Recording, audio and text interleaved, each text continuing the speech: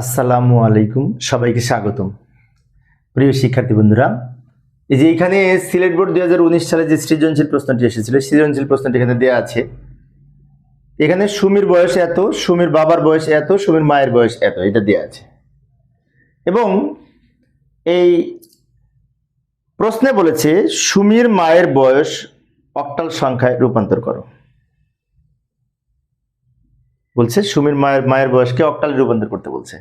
সুমির মায়ের বয়স হচ্ছে এটা দেওয়া আছে হেক্সায়। হেক্সাডেসিমেল থেকে অক্টাল করব।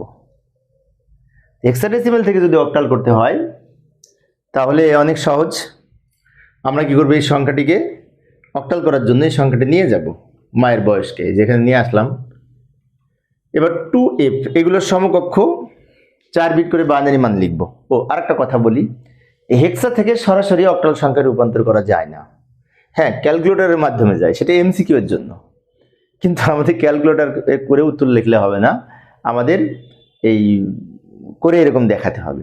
হ্যাঁ, এখানে করার সময় ক্যালকুলেটরের হেল্প নিতে পারি, কিন্তু খাতায় লিখতে হবে কিভাবে সমাধান করব। আচ্ছা,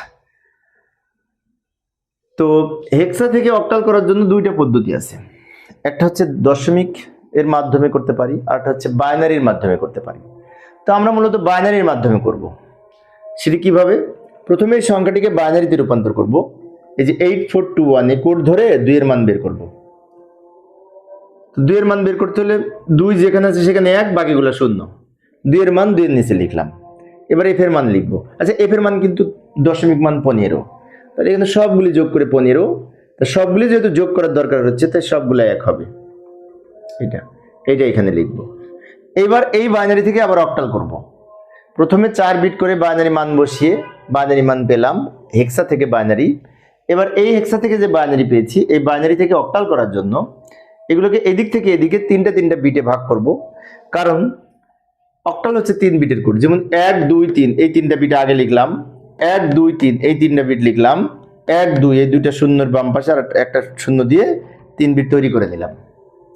এবার এইগুলোর সমকক্ষ অক্টাল মান লেখার জন্য এই 421 কোডের হেল্প নিতে পারি। শূন্যের মান 0, এখানে দুইটা 1। তো এটা যদি এটার সাথে মিলিয়ে দেখি, 2 প্রান্তে 1 মানে কি 4 যেখানে সেখানে 1, 1 যেখানে সেখানে 1, 4 আর 1 যোগ করে 5 হবে।